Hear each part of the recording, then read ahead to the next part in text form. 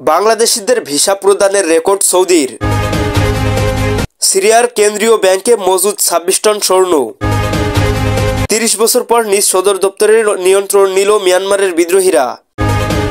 সর্বশেষ জানাবো, প্রতি বোতল কোক জীবন থেকে কেড়ে নেয় ১২ মিনিট। দর্শক, এতক্ষণ শুনছিলেন সংবাদ শিরোনাম, এবারে জানাবো বিস্তারিত।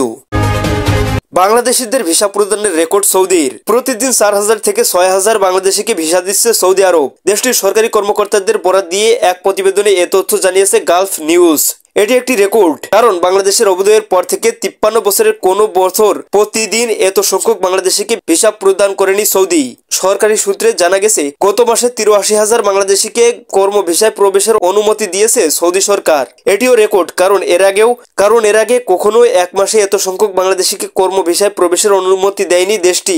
সৌদি আরবের ক্রাউন প্রিন্স ও প্রধানমন্ত্রী মোহাম্মদ বিন সালমান জ্বালানি তেলের উপর নির্ভরতা কমিয়ে দেশের অর্থনীতিকে বহুমুখী করে তুলতে ভিশন ২০৩০ প্ল্যান নামের দীর্ঘমেয়াদী একটি পরিকল্পনা গ্রহণ করেছে। তার এই লক্ষ্যমাত্রা শেষ হবে ২০৩০ সালে। নির্ধারিত সময়ের মধ্যে লক্ষ্যমাত্রা অর্জন করতে তাই বিমানবন্দর, রেলপথ, বিভিন্ন অবকাঠামো ও ভবন সংশ্লিষ্ট নির্মাণ কাজ ব্যাপকভাবে চলছে দেশটিতে। তাছাড়া আগামী ২০৩৪ সালে ফিফা বিশ্বকাপ ফুটবল টুর্নামেন্টের আসর বসবে সৌদিতে। দেশটির বিভিন্ন এলাকায় ফুটবল স্টেডিয়াম এবং এ সংক্রান্ত স্থাপনা নির্মাণের কাজ শুরু হয়ে গেছে ইতোমধ্যেই। এসব কাজের মধ্যে প্রচুর কর্মী প্রয়োজন দেশটিতে।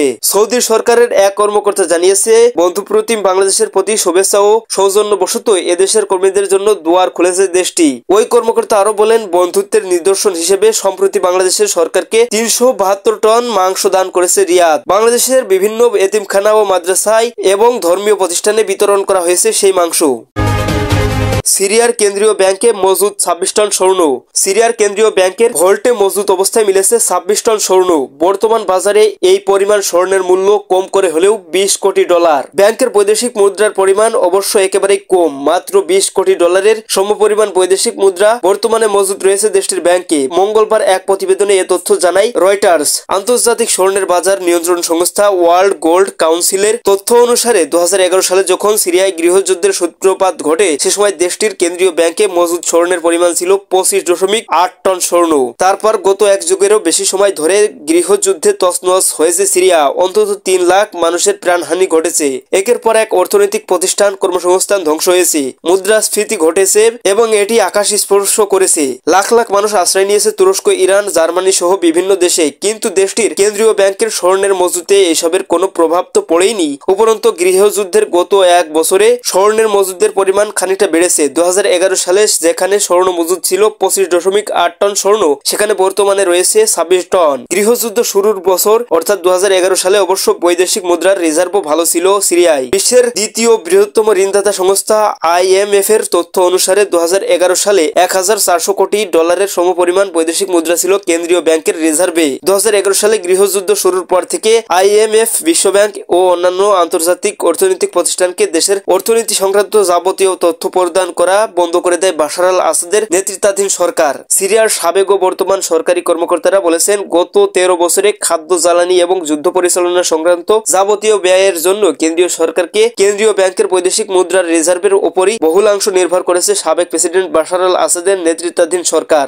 নগদ মুদ্রার রিজার্ভ কমে যাওয়ার প্রধান কারণ এটি। বাশার আল আসাদ সিরিয়ার প্রেসিডেন্ট ছিলেন ২২ বছর। তার আগে তার পিতা হাফিজ আল আসাদ ৩০ বছর সিরিয়ার প্রেসিডেন্ট ছিলেন। গত নভেম্বরের শেষ দিকে সিরিয়া দখলে অভিযান শুরু করে সরকার বিরোধী বিদ্রোহীরা হায়াত তাহরির আল শাম নামের একটি গোষ্ঠীর নেতৃত্বে শুরু হয় এই অভিযানে মাত্র ১২ দিনের মাথায় পতন ঘটে আসাদ পরিবারের ৫২ বছরের শাসনের। রাজধানীর দামেস্ক ছেড়ে সপরিবারে মস্কো পালিয়ে যায় বাশার আল আসাদ। গত ৮ ডিসেম্বর বাশার আল আসাদ রাশিয়ায় পালিয়ে যাওয়ার পর সাবেক বিদ্রোহীদের নেতৃত্বাধীন নতুন সরকার দেশটির সম্পদের হিসাব নেওয়া শুরু করে। সেই কাজ এখনো শেষ হয়নি। সরকার পতনের মুহূর্তে কিছু বিক্ষোভকারী সিরিয়ার কেন্দ্রীয় ব্যাংক লুট করে কিছু সিরীয় পাউন্ড হাতিয়ে নিয়েছিল, তবে তারা ব্যাংকের প্রধান ভল্ট ভাঙতে পারেনি, তাই মজুত করা সোনা লুট করতে পারেনি। রয়টার্স জানিয়েছে, চুরি হওয়া রিজার্ভের কিছু অংশ ইতিমধ্যে ফিরিয়ে আনতে সক্ষম হয়েছে নতুন প্রশাসন। গত সপ্তাহের দেশটির নতুন সরকারি প্রশাসনের কর্মকর্তারা কেন্দ্রীয় ব্যাংকের বিভিন্ন ভল্ট পরিদর্শন করেছেন বলে জানিয়েছে সরকারের দুটি সূত্র।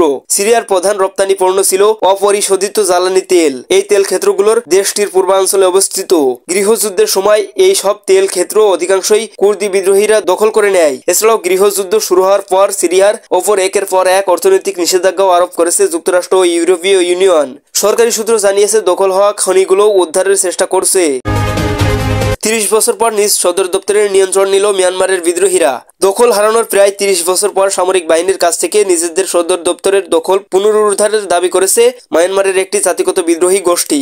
মঙ্গলবার থাইল্যান্ডের জাতিগত বিদ্রোহী গোষ্ঠীর নেতা এই দাবি করেছেন বলে ফরাসি বার্তা সংস্থা AFP এর এক প্রতিবেদনে জানানো হয়েছে। এতে বলা হয়েছে জোরপূর্বক সদর দপ্তর থেকে বের করে দেওয়া মায়ানমারের জাতিগত বিদ্রোহী গোষ্ঠী কারেন ন্যাশনাল আর্মি KNU 30 বছর পর তাদের প্রধান কার্যালয়ের দখল পুনরুদ্ধার করেছে। KNU নেতা সাউ থামাইন তুন বলেছেন, কয়েকদিন লড়াইয়ের পর থাইল্যান্ড সীমান্তের ম্যানার প্লাতে অবস্থিত KNUর সদর দপ্তরের দখল নিয়েছে কারেন ন্যাশনাল ইউনিয়নের যোদ্ধারা। জান্তা সৈন্যরা এখনো এটির দখল ফিরে পেতে চায় এবং তারা ড্রোন ব্যবহার করে তাদের সৈন্যদের উপর বোমা ফেলার চেষ্টা করছে। তিনি বলেন, কিন্তু আমাদের সৈন্যরা ইতোমধ্যে ঘাটির দখল নিয়েছে। দেশটির জাতিগত বিদ্রোহী গোষ্ঠী KNUর কয়েক দশকের সশস্ত্র সংগ্রামের সদর দপ্তর ও মিয়ানমারের তৎকালীন জান্তার বিরোধিতাকারী অন্যান্য ভিন্ন মতাবলম্বী রাজনৈতিকবিদদের আবাসস্থল হিসেবে মায়ানার প্লা ব্যবহৃত হয়ে আসছে। কারেন সংখ্যালঘুদের অধিকারের জন্য বছরের পর বছর ধরে মিয়ানমারের ক্ষমতাসীনদের বিরুদ্ধে লড়ছে গোষ্ঠীটি। খ্রিস্টান সংখ্যাগরিষ্ঠ KNUর মাঝে বিভক্তি দেখা দেয়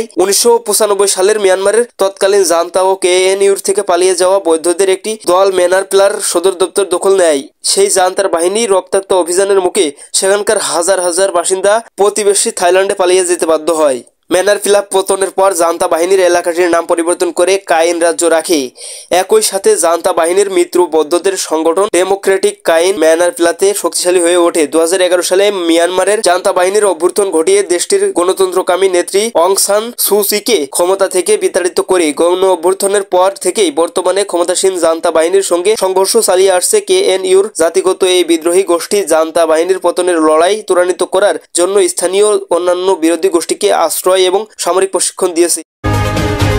গবেষণা বলছে প্রতি বোতল কোক জীবন থেকে কেড়ে নেয় 12 মিনিট। বিশ্বের সবচেয়ে জনপ্রিয় কোমল পানীয় কোক শিশু থেকে বৃদ্ধ সব বয়সীদের কাছেই সমান জনপ্রিয় এই পানীয়। প্রতিদিন বিশ্বজুড়ে শত শত কোটি লিটার বোতল বা ক্যানজাত কোক কেনাবেচা হয়। তবে যুক্তরাষ্ট্রের মিশিগান বিশ্ববিদ্যালয়ের খাদ্য ও পুষ্টিতত্ত্ব বিভাগের অধ্যাপক লুইস আলবের্তো জামেরা তার নেতৃত্বাধীন বিশেষজ্ঞ দল সম্প্রতি একটি গবেষণা পরিচালনা করেছেন। আন্তর্জাতিক এক বিজ্ঞান সাময়িকীতে সেই গবেষণার ফলাফল প্রকাশ হয়েছে এবং তা রীতিমতো চমকে ওঠার মতো, কারণ গবেষণার মাধ্যমে তিনি দেখিয়েছেন একটি বোতল বা ক্যানজাত কোক মানুষের জীবন থেকে অন্তত 12 মিনিট সময় কেড়ে নেয়। শুধু কোকই নয়, মানুষের আয়ুকাল কমিয়ে দেয় এমন বেশ কিছু খাদ্যপণ্যের তালিকা করেছেন অধ্যাপক জামোরা। সেই সঙ্গে আয়ুষ্কাল বাড়াতে সক্ষম এমন খাদ্যপণ্যেরও তালিকা করেছেন তিনি। যুক্তরাষ্ট্রে সহজলভ্য 5800টি এবং এরও বেশি খাদ্যপণ্য ও পানীয় লক্ষ্য করে পরিচালিত বৈজ্ঞানিক অনুসন্ধান এবং তার ফলাফল পর্যবেক্ষণের ভিত্তিতে এই তালিকা প্রস্তুত করা হয়েছে। অধ্যাপক জামেরও গবেষণা বলছে মানুষের আয়ুষ্কাল হ্রাসের ক্ষেত্রে শীর্ষে রয়েছে ফাস্টফুড শ্রেণীভুক্ত বিভিন্ন খাদ্য পানীয় এবং অতি প্রক্রিয়াজাত খাদ্য ও মাংস। দর্শক, এই ছিল আজকের সর্বশেষ আপডেট নিউজ। সকল প্রকার আপডেট নিউজ সবার আগে পেতে আমাদের চ্যানেলটি সাবস্ক্রাইব করে পাশে থাকুন। ধন্যবাদ সবাইকে। আল্লাহ হাফেজ।